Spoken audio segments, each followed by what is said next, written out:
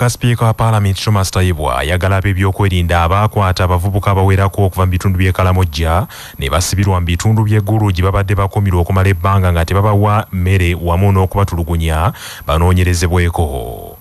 Abavubuka bano ebifaananyi byabwe byasaasaanidde emitimbagano nga bonna bakoze ebitagambika era nga tebakyafaananika.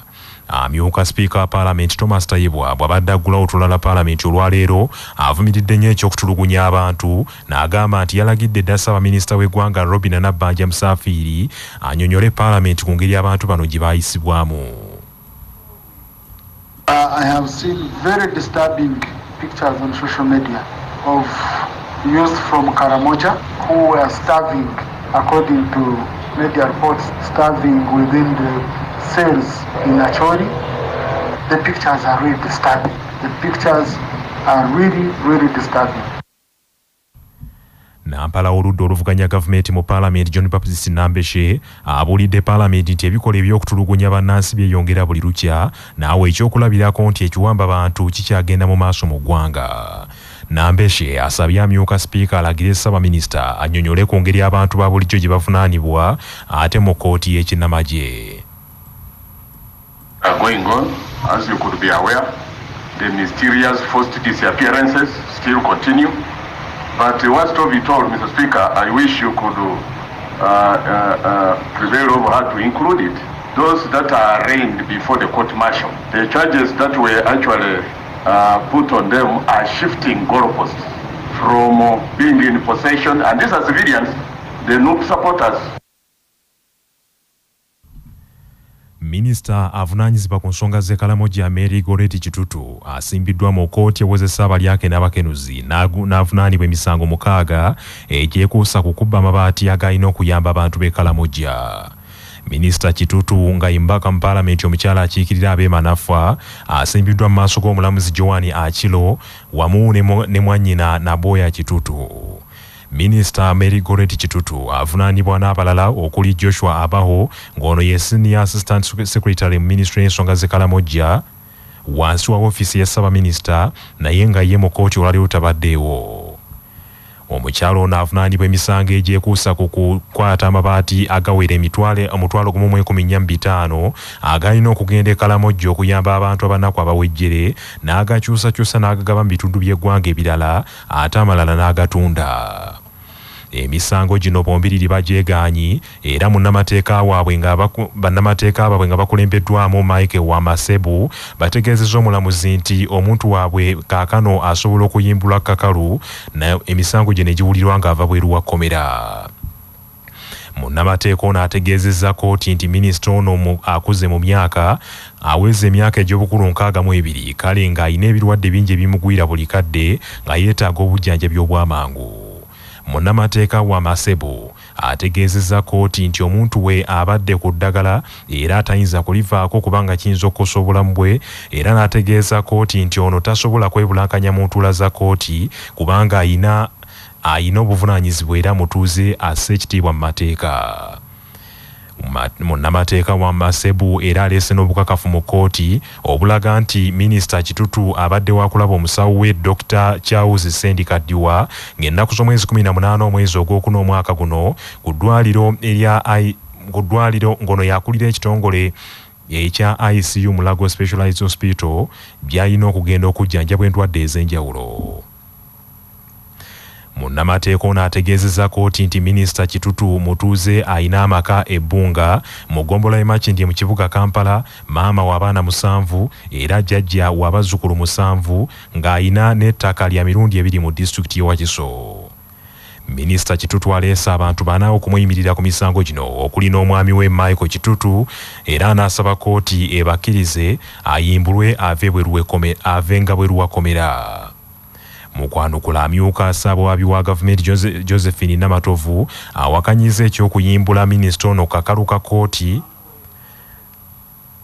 nga yeesigama ku kirayiro ekikubiddwa omuserikale wa poliisi Mbega Muhammad Sowet ng'ono yabadde anoonyereza ku misango gino.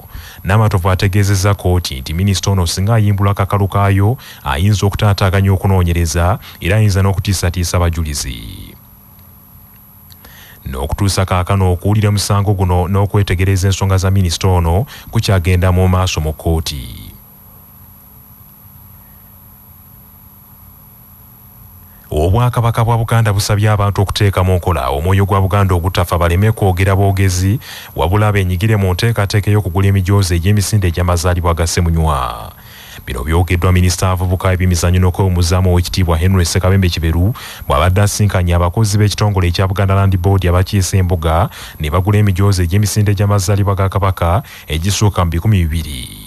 Ow'ekitiibwa Ssekabembe Kiberu asabye ebitongole by'Obwakabaka ebirala byonna birabire ku kitongole ekya Buganda Land Board bigule emijoozi byetabe bulungi mu misinde ejja kujaguza amazaalibwa. Ekitongole kya Buganda Land Board mu bukakkamu bwaffe kitongole kikulu ekiwadde abaana b'eggwanga lino emirimu abangi ennyo ddala.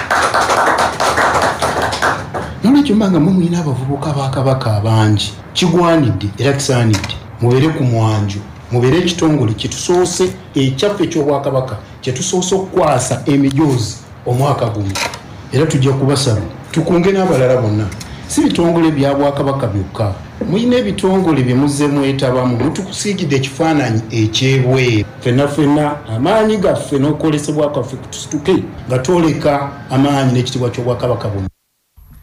Ssenkulu wa Buganda Land Board omukungu Simon Kabogoza agambye nti ng'ekitongole bakwongera okwenyigira mu nteekateeka z'Obwakabaka omuli n'okulwanyisa akawuka akaleeta mukenenya.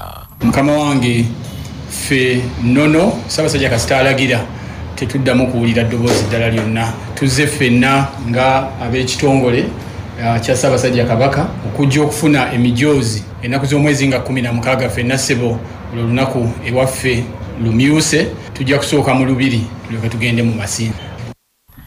Ebyo nga bikyali bityo ow'ekitiibwa Ssekabembe Kiberu akwasizza abantu ba Ssaabasajja Kabaka abeera South Africa mu ssaza Cape Town emijoozi 10 ng'agikwasizza President General waabwe Moses Kibombo Ssentongo. Ssentongo ategeezezza nti ng'Abaganda abali e South Africa bagenda kwetaba mu misinde gino okujagulizaako Ssemunywa. Ku lw'emisinde gya Kabaka ekigenda okubeerawo omwezi guno ng'emisinde gye tugenda giddukira Cape Town era kyekituleese okuwagira emisinde gino n'okutwala emijoozi gino tugende twetaba emisinde gigenda okubeerawo e Cape Town omwezi guno gwennyini. Tuli basanyufu nnyo okutuwa chance eno okubeera naffe tugyetabamu nga bulijjo. Poliisi mu Kampala n'emiriraano eri ku muyigo gw'akabinja akabavubuka akeeyita Revolution Against Dictatorship akagambibwa nti ke kabadde n'omukono mu kutwala embizzi ku paalamenti olwaleero ng'abavubuka bano beemulugunya ku ngeri abanene gye beegabanyamu amabaati agali og'okuyamba abantu b'e Karamojja. Poliisi okuyiga abavubuka bano kivudde ku munnaabwe Ruta Ferdinand akwatiddwa poliisi ng'atwala embizzi 2 ku paalamenti banna abalala ne badduka.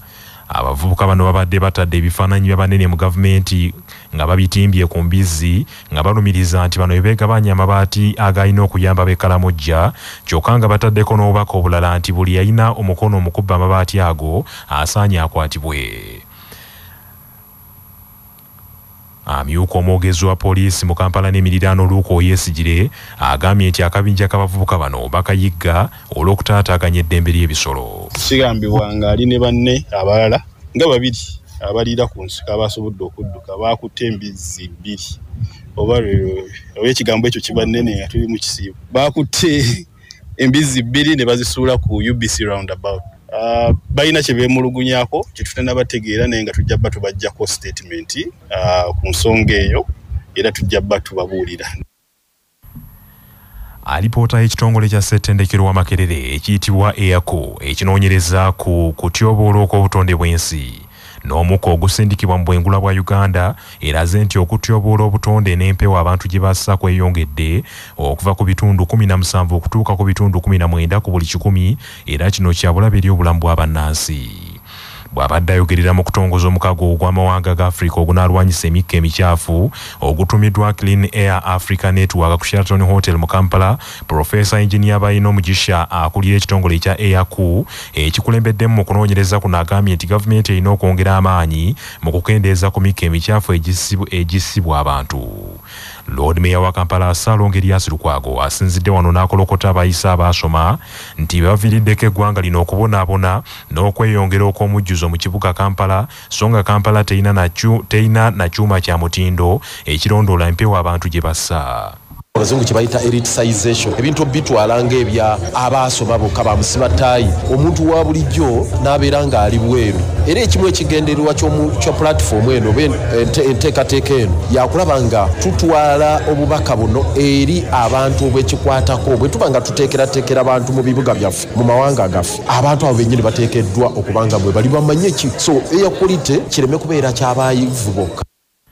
Akulira ekitongole eky'ebyobulamu n'obutonde mu Kampala Dr. Daniel Okelo wamu ne Dr. Rebecca Natanda okuva mu Langa Institute e Makerere bagambye nti ekizibu kino kiviiriddeko bannayuganda bangi okufuna endwadde enkambwe n'abakyala bamu okuvaamu embuto olw'okussa ebikka ebikyafu.